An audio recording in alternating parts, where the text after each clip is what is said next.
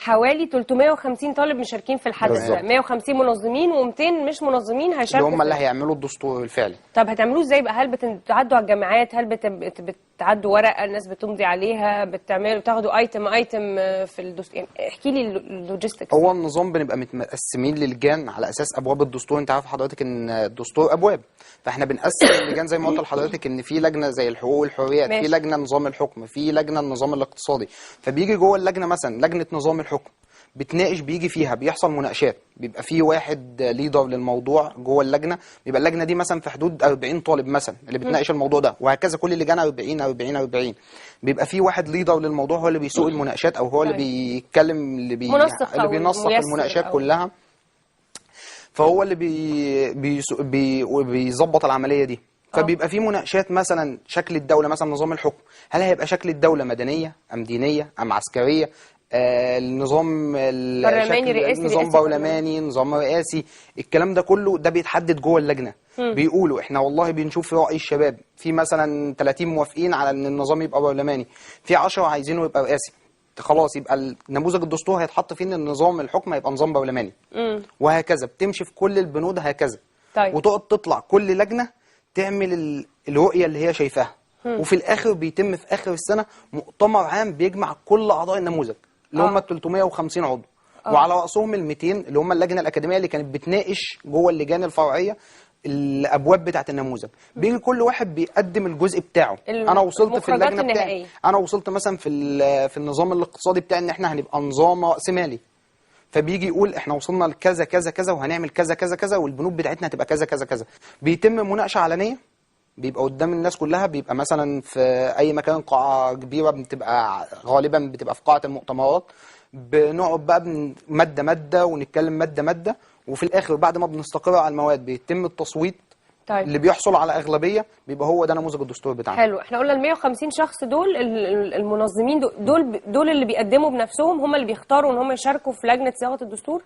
لا، هو ال 150 دول الطلبه اللي بتشارك في تنظيم عمليه النموذج ذات نفسه. ليه؟ احنا دلوقتي بيبقى عندنا كتاب، بيبقى عندنا حفل افتتاحي. يعني دول ما بيدلوش برايهم؟ دول ما لهمش قوه، ما لهمش صوت؟ بيدلوا برايهم في المؤتمر الختامي، في الختام خالص، بس في الاول لا. بنعتبر ان ال 150 دول باقي اعضاء مجلس الشعب مثلا، وال 200 دول اللجنه المؤسسه. طيب ال 200 بقى دول هم اللي بيختاروا نفسهم؟ يعني هم اللي بيقول لك انا عايز اشارك، ولا انتوا بتروحوا بشكل عشوائي؟ برضه بننزل الجامعه، بنبتدي ان احنا نعمل حاجه اسمها ريكويرمنت ديليجيت.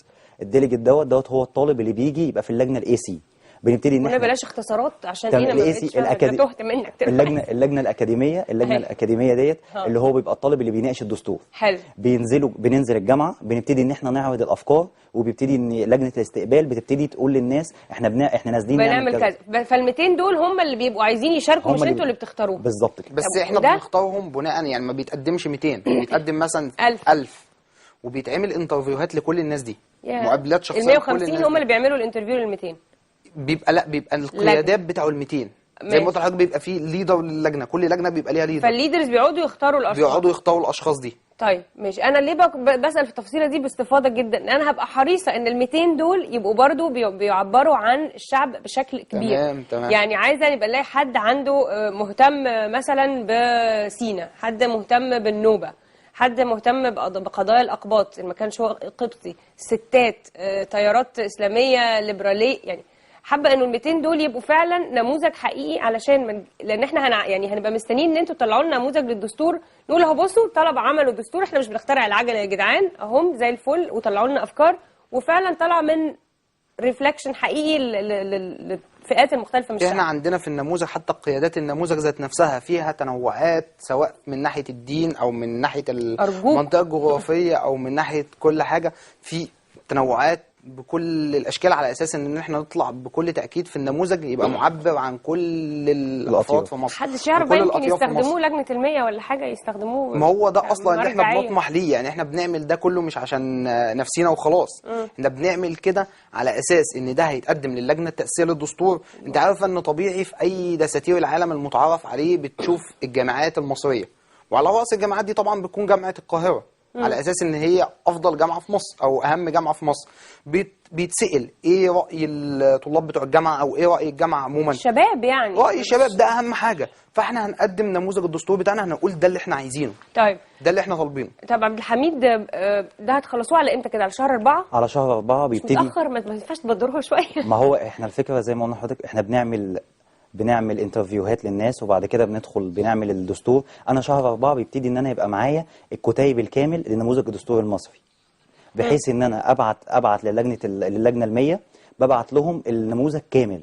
مش ببعت جزء، انا ببعت النموذج كامل كدستور مصر الحالي اللي احنا عايزينه او الشباب عايزينه. طيب. بيبتدوا ان هم يستفيدوا منه الاشياء اللي هم عايزينها. طيب وده بس ده من حيث الوقت يعني، احنا ابريل ده هيبقى يا دوبك لجنه المية بتتعمل، صح؟ ده احنا بالظبط حسب لجنة الفتره صياغة الدستور الانتقاليه يعني. اللي محطوطه، احنا حاسبينها على الاساس ده، ان احنا اصلا اول اجتماع هيبقى المجلس الشعب هيبقى يوم 27 مارس صحيح. او هيبقى في مارس. ده حسب المعلن يعني. ده حسب المعلن او غالبا هيتم، لان ده الواقع اللي احنا فيه. بعد كده هيبقى في فترة شهرين، اللي احنا بعد ما أول اجتماع هيبقى في فترة شهرين اللي هي هيختاروا فيها اللجنة التأسيسية. فالشهرين دول دخلنا كده في مايو. طيب لسه 6 أشهر مايو. كمان عشان نعمل الدستور، هنبقى دخلنا في شهر نوفمبر 2012. تمام، ولسه الانتخابات الرئاسية ولسه الانتخابات الرئاسية أصلا ما اتعملتش، فاحنا بنتكلم إن احنا هنخلص دستورنا قبل ما اللجنة التأسيسية تكمل. تمام. انا طبعا يعني انتوا لسه هتعملوا ده بالتصويتات والحاجات ولما تقعدوا كلكم تمام. مع بعض، بس اكيد بعتقد ان المطالب العامه انه صلاحيات الرئيس ما تبقاش المطلقه اللي كنا عايشين فيها يعني، بعتقد. بس ده كمان حسب انتوا هتقرروا اذا كان رئاسيه ولا برلمانيه ولا. الشكل دوت بيبان من ايه؟ من ان احنا اللجان بنتاسس. لا ينفع ان مصطفى يقدر يقول انا عايزها تبقى كذا حسب او عبد الحميد، حسب التصويتات، لان اكيد البند ده هيتناقش في السيشنز اللي هي بتبقى اللجان اللي بتتعمل، وبعد كده هيتناقش في المؤتمر العام. وطن ديمقراطي بقى، فاحنا عندنا احنا بنحاول نعمل نموذج ديمقراطي فعلي، ان احنا اللي بنفتقده في مصر دائما آلية الحوار في اي فعل احنا بنعمله. آلية الحوار دي اللي كل الأنظمة الديمقراطية الناجحة كانت بتمشي بيها، ان احنا نتناقش في كل حاجة، نتحاور في كل حاجة، ما يجيش قانون في لحظة بكرة نلاقيه معمول ما نعرفش عنه حاجة، او يبقى فيه قانون وبعد ب3 أو 4 ايام نسمع عنه. مش عايزين احنا الكلام ده، احنا عايزين يبقى فيه حوار بين كل الناس، ويبقى حسب التوافق يبقى في توافق على كل البنود، وده اللي احنا بنتمنى اللي هو يتطبق في اللجنه التاسيسيه تطبقه وهي بتعمل الدستور الحقيقي للبلاد ان شاء الله. ختاما كده، انتوا بتلاقوا وقت تعملوا ده؟ هو احنا اساسا النموذج بيبقى وقته احنا بنبتدي دلوقتي الاسبوعين، بعد فتره الاسبوعين دول بنبتدي ان احنا نشتغل كل يوم جمعه. ده العطله الرسميه للدراسه عموما. طيب فاحنا بنبتدي كل يوم جمعه بنبتدي نشتغل. بتتجمعوا فين بقى؟ جوه الجامعه؟ بنتجمع داخل الجامعه، داخل كليه اقتصاد وعلوم سياسيه. بيبقى في قاعات بنبتدي ان احنا نتجمع فيها ونبتدي نمارس النشاط بتاعنا كامل. زائد ان في الاخر احنا برضه بنراعي فتره الامتحانات وبنراعي كل الفترات دي، بنبتدي ان احنا نوقف توقيف كامل، عشان كده احنا بناخد فتره اكبر طبعا من الوقت، بحيث ان احنا برضه الاولويه عندنا الدراسه. بس احنا برضه بنحب ان احنا نشارك في العمل السياسي، ونحب ان احنا نشارك في الوطن ككل. لان احنا كمان النموذج السنه دي نموذج الدستور المصري، بس ده فرع من فروع نموذج الحلم المصري.